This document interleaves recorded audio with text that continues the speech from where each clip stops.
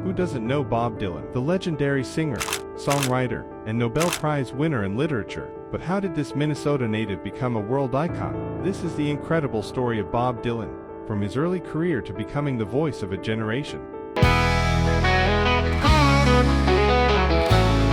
Bob Dylan was born Robert Allen Zimmerman on May 24, 1941, in the small town of Duluth, Minnesota. He has loved music since he was young. His initial inspiration came from rock legends like Elvis Presley, but everything changed when he encountered the work of Woody Guthrie, a folk singer with lyrics full of social messages. In January 1961, Bob Dylan arrived in New York City with big dreams in his head and a guitar in his hand. He came from Duluth, Minnesota, leaving his childhood in the Midwest to find a place in the center of American arts and culture. His journey to the big city was the beginning of a musical legend that endures to this day.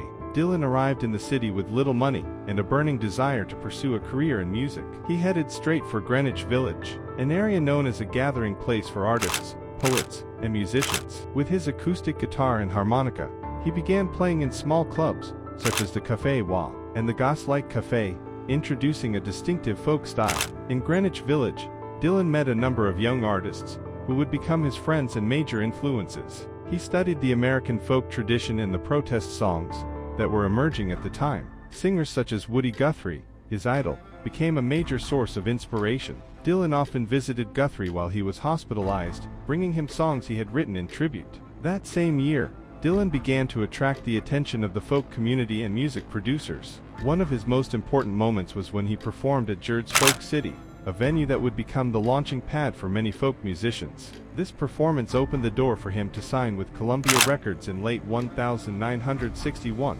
In New York City, Dylan recorded his first album, Bob Dylan, which was released in 1962. The album is mostly traditional songs with simple arrangements. Although the album was not an immediate success, it demonstrated Dylan's immense talent as a unique singer and guitarist. New York City was not only where Dylan began his career, but also the place that shaped his musical and lyrical identity. The city's life, social dynamics, and political movements of the early 1960s all influenced his early work. Songs such as Blowin', In the Wind and The Times They Are A-Changin' reflect the spirit of the times he absorbed while living there. One of his greatest motivations was meeting his idol, Woody Guthrie. How many roads must a man walk down? Guthrie, an American folk music legend, was a major inspiration to Dylan, both in his musical style and in his outlook on life, which favored the underdog. At the time, Guthrie was suffering from Huntington's disease, a genetic disorder that weakens the body and mind,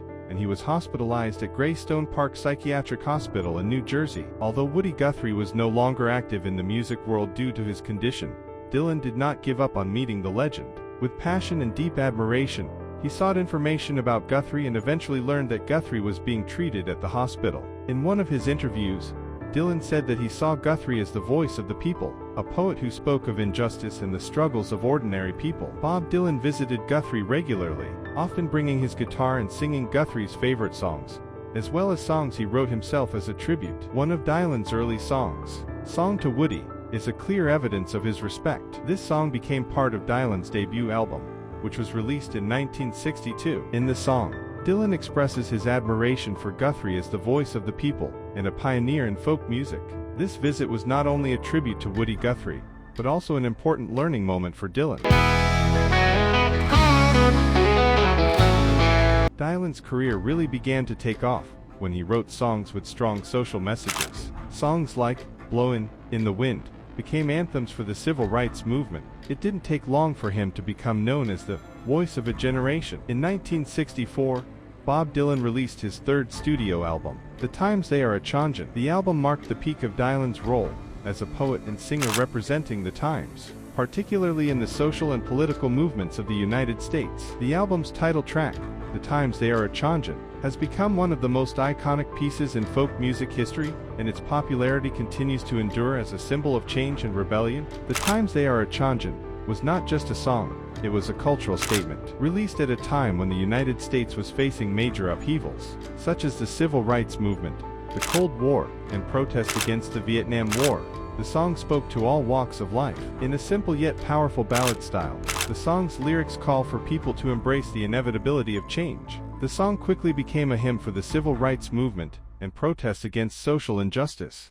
Many activists used the song as a call to unity and fight injustice. The song reflected the mood of a young generation who wanted to change the old order for a more just future. After the release of the song, Bob Dylan began to be known as the spokesman of a generation. Although Dylan himself often rejected the label, many of his fans considered him a voice for those who felt unheard by the system. Its popularity grew not only among folk listeners, but also spread to the wider community. The song also caught the attention of the media and politicians. With its sharp and relevant lyrics, the song served as a kind of reminder to those in power that the world was changing, and the voice of the people could not be ignored.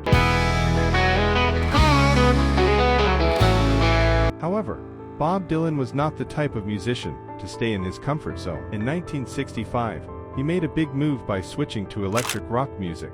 His performance at the Newport Folk Festival sparked major controversy, but albums like Highway 61 Revisited and Blonde on Blonde proved that Dylan was making new history. The song, Like a Rolling Stone, released in 1965, became one of the most iconic works in Bob Dylan's career and in music history as a whole. This song marked a major change in Dylan's musical style and social influence. Before Like a Rolling Stone, Bob Dylan was known as a folk singer-songwriter who had a distinctive deep lyrics that often contained social and political criticism. However, with this song, Dylan made a major transition from acoustic folk music to electric rock. This was a significant shift that sparked debate among his fans and critics. In 1965, Dylan began to explore the potential of rock music and began experimenting with electric sounds, starting with the album Bringing It All Back Home. With Like a Rolling Stone, he went further, creating a more complex, energetic, and modern sound, which immediately became a phenomenon. Lyrically, Like a Rolling Stone is an insult to the life of the rich and the bourgeoisie, criticizing someone who previously felt superior but suddenly fell and felt suffering. In this song, Dylan describes someone who previously had all the luxury and comfort, but then fell into uncertainty and lost social status. The lyrics, such as, "Once upon a time you dressed so fine, threw the bums a dime in your prime, didn't you?" describe the arrogance of someone who finally realizes the bitter reality that their social status can be destroyed in an instant. It is a sharply sarcastic depiction of a person's inability to adapt to changing circumstances. The impact of these lyrics is enormous, as they not only highlight social inequality and materialism, but also depict feelings of disorientation and personal decay, a theme that was very relevant to the social upheavals of the time. In the late 1960s, after much pressure and criticism, Dylan explored the country genre with the album Nashville Skyline 1969. On this album, Dylan took a step back from his complex electric rock sound and moved towards a simpler, lighter country sound.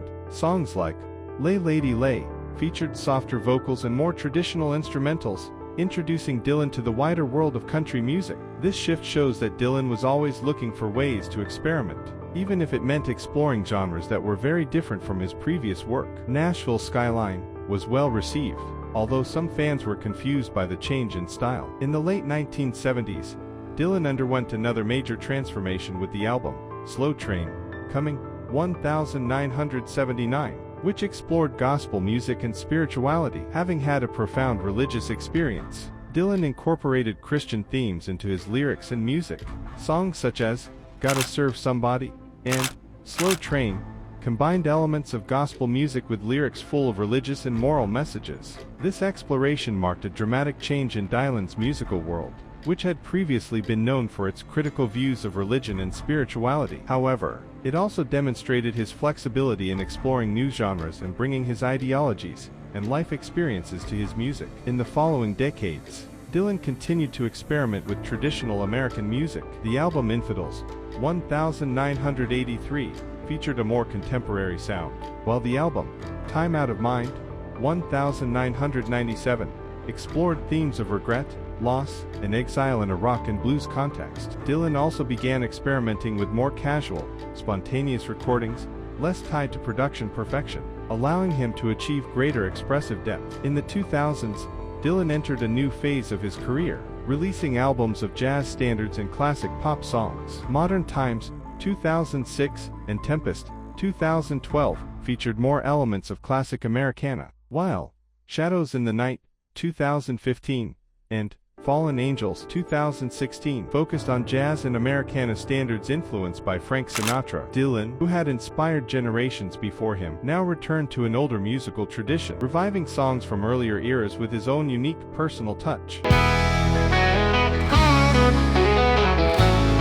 Bob Dylan's legacy and global recognition is a reflection of the enormous contribution he has made to the development of global music and culture. Dylan is remembered not only as a musician and songwriter, but also as a cultural figure who influenced social and political change through his work. Bob Dylan has received a number of prestigious awards that recognize his extraordinary influence on the world of music and culture. The global recognition of Bob Dylan as one of the most important figures in the history of music and world culture is broad and deep. Dylan has reshaped the way the world listens to and understands music. One of the greatest recognitions came in 2016 when Bob Dylan was awarded the Nobel Prize in Literature. This is a rare achievement for a musician, given that the award is usually given to writers, poets, or novelists. The Nobel Committee credited Dylan for having created new poetic expression in the American song tradition. The award recognizes the importance of Dylan's lyrics as a literary form, on par with the works of the world's great poets. It emphasizes the depth and poetry of his works, which often contain profound social, political, and cultural messages. Bob Dylan has received numerous awards throughout his career. Dylan has won numerous Grammy Awards, including a Lifetime Achievement Award in 1991. Dylan was inducted into the Rock and Roll Hall of Fame in 1988, recognizing his extraordinary contribution to shaping modern music. Lifetime Achievement Awards from international music institutions and magazines, including Rolling Stone, which ranked Dylan high on its list of the greatest musicians of all time. That is the journey of Bob Dylan, a legend who not only created songs, but also shaped culture. Thank you.